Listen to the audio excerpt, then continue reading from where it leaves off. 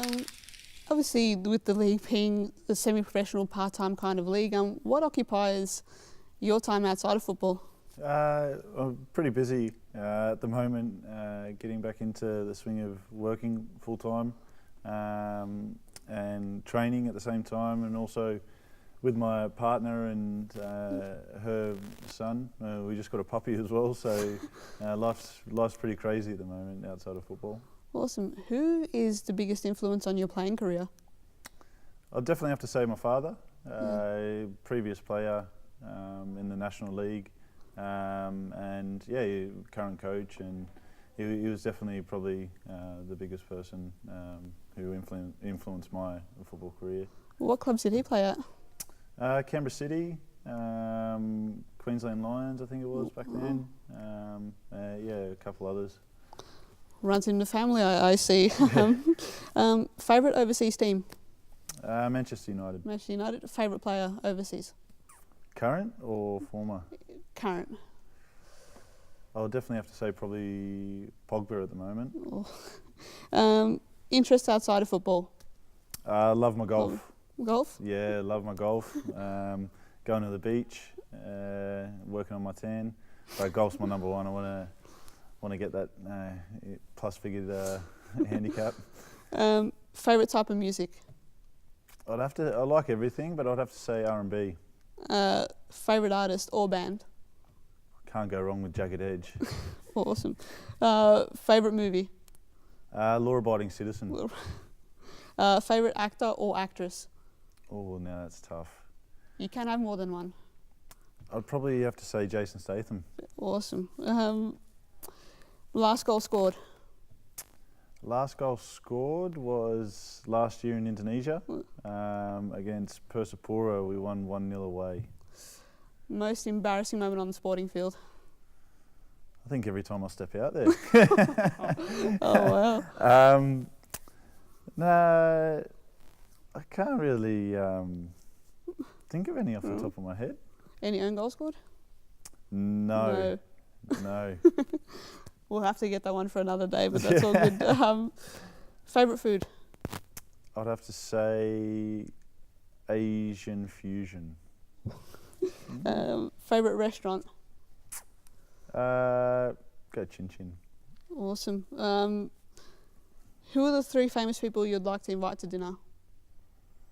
I'd definitely have to say, that's a tough one actually.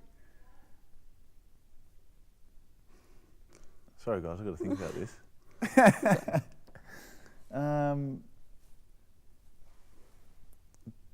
Top of your head. David Beckham has to be one. Then I'd definitely have to say, who's the guy off 2.5 Men? Charlie Sheen? Yeah, Charlie Sheen would have to be one of them. And maybe a bit of Mike Tyson as well. Wow. Career highlights so far? Probably scoring the winning goal in the cup final in Hong Kong. That would probably be up there with a few others. A few of the goals I scored in Indonesia in front of the big crowds, which was phenomenal. And probably one that stands out is just recently last year when my father came over, just after everything that happened with me being in hospital and stuff, to come off the bench and score the winning goal in front of my father. That was a pretty special moment. What would your advice be to any player thinking of taking the plunge overseas? Do you believe that in kind of taking time, staying in the local league, or do you advise players to just head overseas straight away?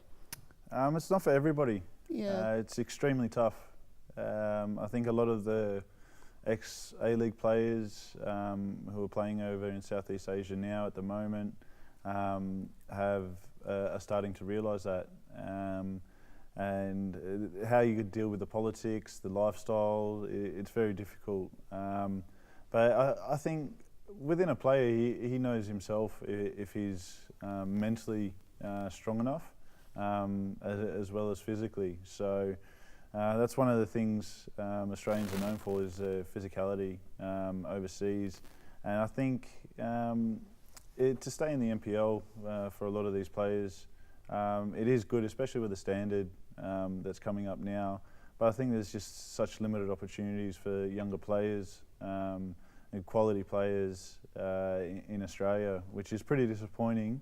But I think if they want to give it a crack, they need to give it their all. And you can definitely have a very good living, very good life, playing in Asia.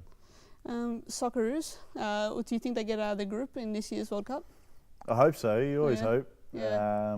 I was there in Germany a few years ago watching the group games when we did get through and we lost to Italy. But I think it's a bit hard at the moment to say how we're going to go. You're always hopeful, but we'll just have to wait and see.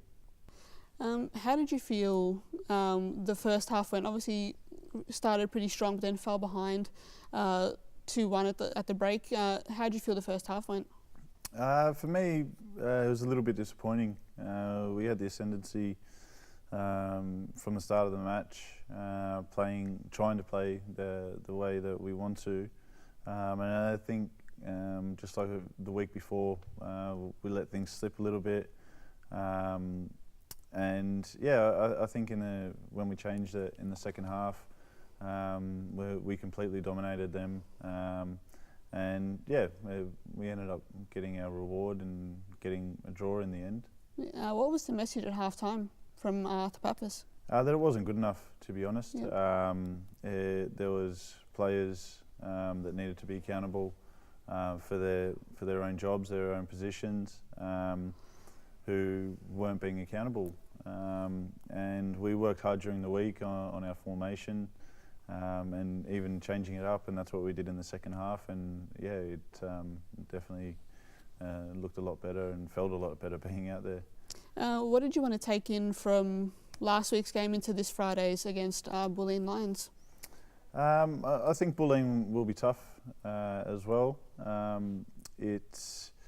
We'll just keep looking to knock the ball about and play our style of football. And also, you look in the last few games, or the first 2 games of the season, the boys don't stop. We go right till the end of the game. I think that's one of our best points, best attributes. And I'm hoping for a game of high-intensity football. Well, Dane, thank you so much for your time. I appreciate it, and best of luck for the 2018 season. Thank you very much. Thanks for having me.